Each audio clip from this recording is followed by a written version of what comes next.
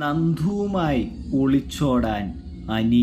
അങ്ങനെ പ്രിയ പ്രേക്ഷകരെ, പത്തരമാറ്റിൽ നമുക്ക് ഇനി കാണാനായിട്ട് സാധിക്കുന്നത് വളരെ സംഭവബഹുലമായ ഒരു എപ്പിസോഡും കാര്യങ്ങളൊക്കെയാണ്.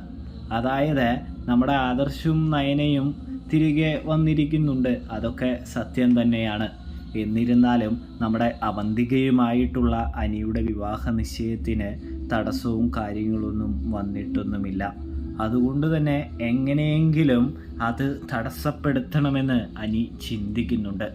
അതിനുവേണ്ടി പല വഴികളും അനി നോക്കുന്നുമുണ്ട്. പക്ഷെ അതൊന്നും അത്ര കണ്ട് വർക്കൗട്ട് ആകുന്നില്ല എന്ന് കാണാനായിട്ട് സാധിക്കും.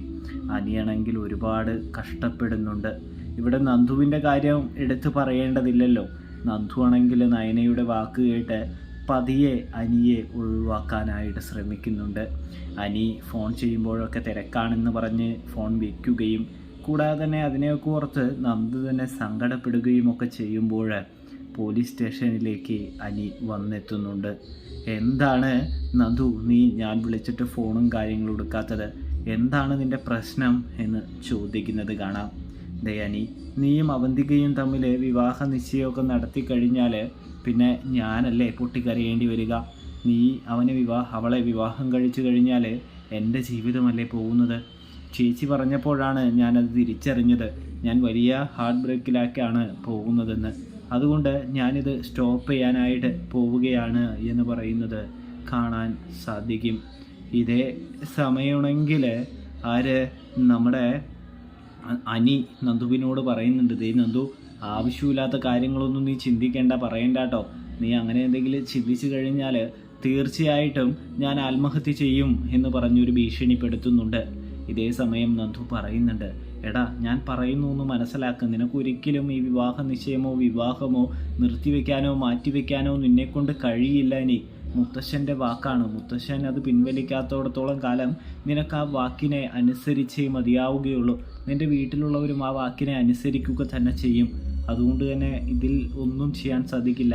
ഞാൻ വിഷമിക്കുക, നീ വിഷമിക്കുകയല്ലാതെ വേറൊരു വഴിയുമില്ല എന്ന് പറയുമ്പോൾ നമ്മുടെ അനി പറയുന്നുണ്ട്, നമുക്കെന്നാ ഒളിച്ചോടാമെന്ന് പറയുന്നു.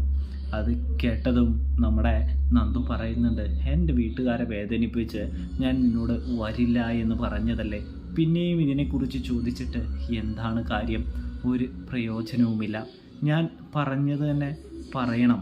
അതായത് നീ എങ്ങനെയെങ്കിലും ഞാൻ പറഞ്ഞ കാര്യത്തോട് പൊരുത്തപ്പെടുകയാണെങ്കിൽ നമുക്ക് സുഖമായിട്ട് ഒളിച്ചോടി നല്ലൊരു ജീവിതം ജീവിക്കാമെന്ന് പറയുന്നത് കാണാൻ സാധിക്കും. ഇതേ സമയമാണെങ്കിൽ നമ്മുടെ നന്ദു പറയുന്നുണ്ട്, വീട്ടുകാരെ വേദനിപ്പിച്ച് ഒരു കളിക്കും ഞാനില്ല. നീ അല്ലാതെ എങ്ങനെയെങ്കിലും വിവാഹ നിശ്ചയം മുടക്കാൻ നിന്നെക്കൊണ്ട് കഴിയുമെങ്കിൽ നീ അങ്ങനെ ചെയ്യുക, അല്ലെങ്കിൽ ഞാൻ നിന്നെ ഒഴിവാക്കാനായിട്ട് പോവുകയാണെന്ന് പറയുമ്പോൾ നന്ദുവിനെ മുൻപിൽ പൊട്ടിക്കരഞ്ഞുകൊണ്ട് പറയുന്നുണ്ട്, ഞാൻ എൻ്റെ മാക്സിമം ട്രൈ ചെയ്യാം. എന്തായാലും ഞാൻ ഈ വിവാഹം ഒരിക്കലും കഴിക്കില്ല എന്ന് പറയുന്നൊരു കാഴ്ച കാണാനായിട്ട് സാധിക്കും പ്രേക്ഷകരെ, പ്രിയ കൂട്ടുകാരെ.